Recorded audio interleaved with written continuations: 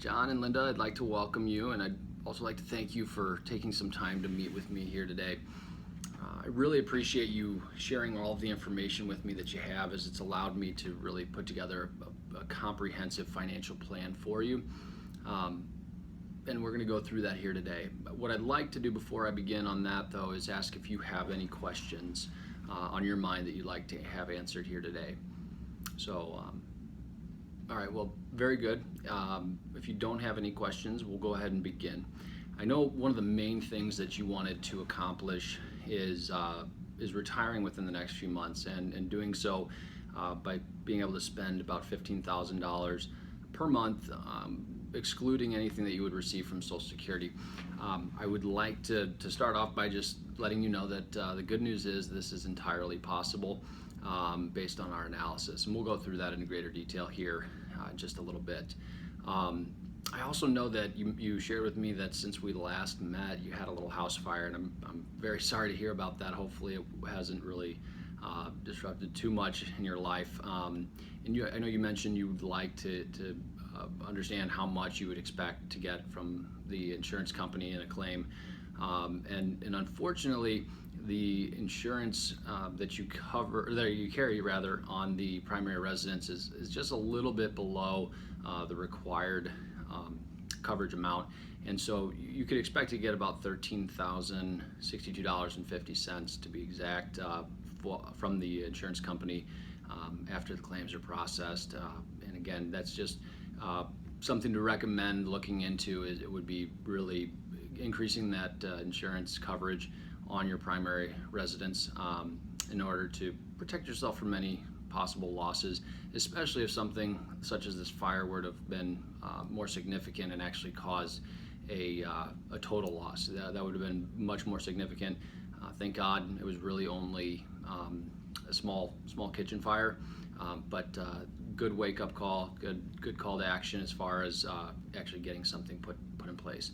I know, Linda, I love the fact that you're taking classes at the community college, getting more educated on investment management and the topics there. And I really enjoy when clients are engaged like that, and welcome any questions that you have. We'll definitely go through and answer the ones that you had posed to me originally. But as we go along, feel free to ask further questions.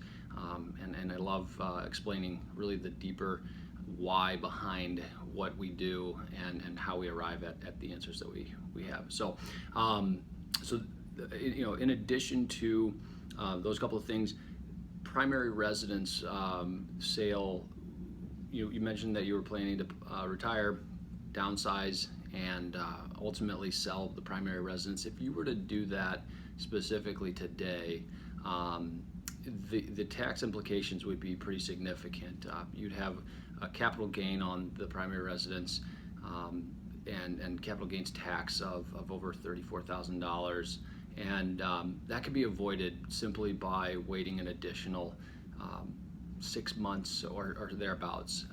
And I'll explain to you where that comes from. So, with regard to the sale of a primary residence, the Internal Revenue Code allows for you to receive an exclusion of $500,000 if you're a married couple, $250,000 for an individual. However, in order to qualify for that exclusion, you do have to pass or satisfy two specific tests. One being the ownership test. Ownership test meaning that you're owner of the property and claim it as your primary residence. And so ownership test really only requires that one of the two of you pass. So John, having passed that ownership test, given that at least 2 out of the last 5 years you've been an owner, that passes the test. With regard to the use test, you have to show both spouses. Both of you have to show that you have used that residence as your primary residence. And Linda, having moved in 18 months ago, you're about 6 months shy of the 24 months or 2 years out of the last 5 years required to satisfy the Internal Revenue Code and actually receive that additional exclusion of $250,000. So a pretty major thing in a very short amount of time. I would highly recommend waiting just a few more months to actually move forward with that. The last thing I want to touch on here is with regard to the pension plan. The pension plan offers you 3 options. One, John, you can take a single life pension where you would receive payments of $75,000 per year for the remainder of your life. Now, I know you've indicated that life expectancy for you may be about 20 years, and for Linda about 30 years. With regard to the rate of return that is achieved on that 20 years at $75,000, in comparison with the $1.2 million lump sum that is offered as well, your rate of return is about 2.2%. With the joint life option, where you would receive, John, $60,000 per year, and at the time that you pass, the pension would continue for the remainder of Linda's life. She would receive 50% of that, or $30,000. That rate of return, in comparison with the $1.2 million lump sum, would actually be even a little bit less, at about 1.7% rate of return. Those two rates of return are very low. In fact, very, very close to the risk-free rate of return, which is why I would ultimately recommend that you take that lump sum option, invest the $1.2 million, and again, even if we invested at the risk-free rate of return, it would yield a better result than the joint survivor pension.